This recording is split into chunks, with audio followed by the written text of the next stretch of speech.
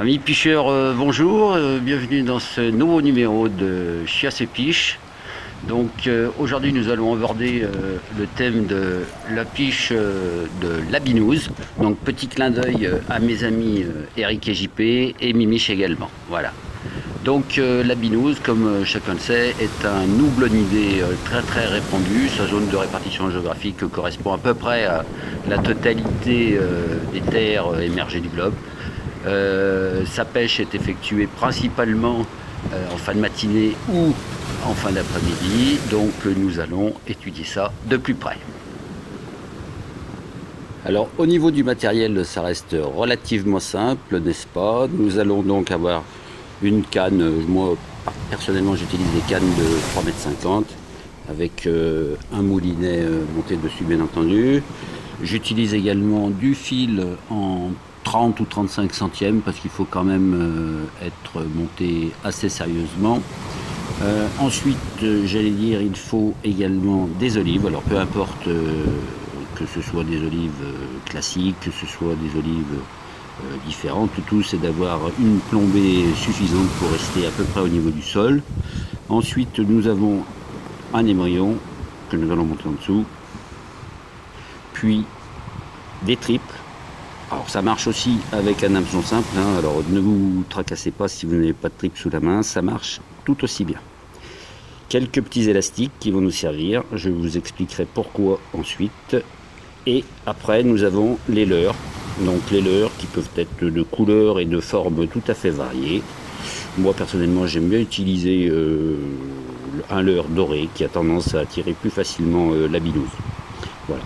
Ensuite un bouchon, un couteau et bien entendu un mètre pour mesurer nos prises et vérifier qu'elles font au moins 25 centilitres, qui est la taille légale. Également un peu d'amorce, donc j'utilise avec un succès assez important soit de l'olive, soit de la cacahuète, soit des chips. Voilà, mais on n'est pas obligé d'amorcer, ça peut mordre également sans amorce. Ensuite un seau pour conserver nos prises au frais. Bon, on peut également utiliser une bourriche classique, hein, il n'y a aucun souci là-dessus. Voilà. Donc on va passer au montage. Alors le montage de la ligne est très simple, basique. Nous avons tout d'abord monté sur le corps de ligne un bouchon mais qui ne nous servira que d'indicateur de touche. Ensuite une olive sur le corps de ligne bloqué par un émerillon. Voilà. Émerillon auquel on a rattaché un bas de ligne d'une quarantaine de centimètres environ, au bout duquel se trouve un triple. Alors moi j'utilise des triples de couleur rouge parce que ça déclenche plus facilement le réflexe d'attaque chez la binouse. Et donc on a loché ce triple sur notre leurre. Donc comme on l'a vu tout à l'heure, hein, on peut utiliser un seau pour laisser les prises.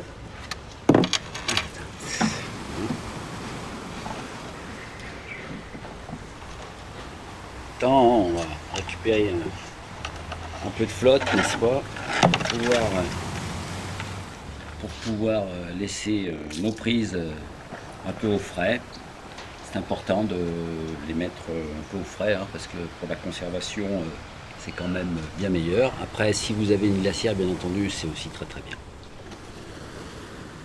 Bon et bien maintenant que tout est prêt, il ne reste plus qu'à passer à l'action de pêche.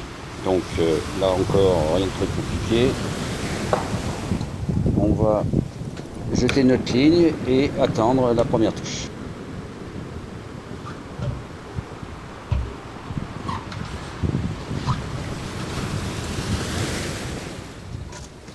Bien. Voilà. Et on jette tout simplement. Voilà. Tant que le leurre pose au fond.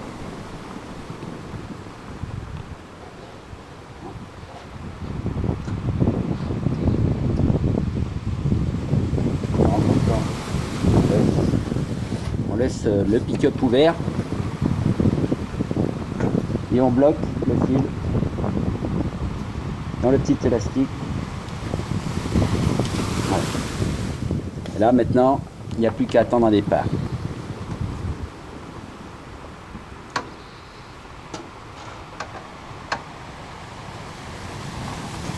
Voilà, donc c'est une épreuve de patience. Donc le mieux c'est d'être bien installé. Vous pouvez installer un petit siège, un fauteuil, un canapé.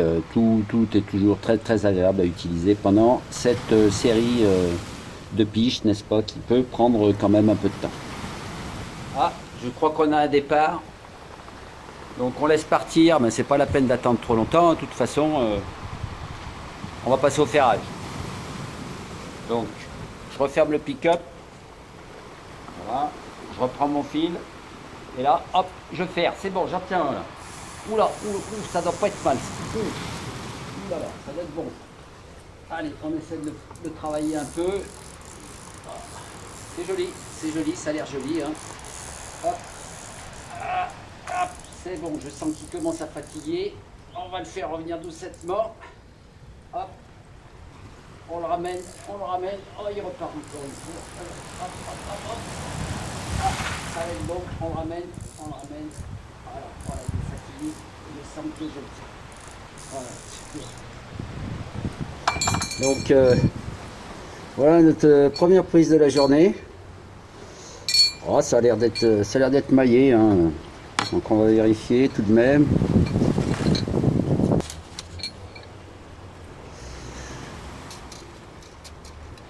Ouais, c'est bon. Elle fait bien.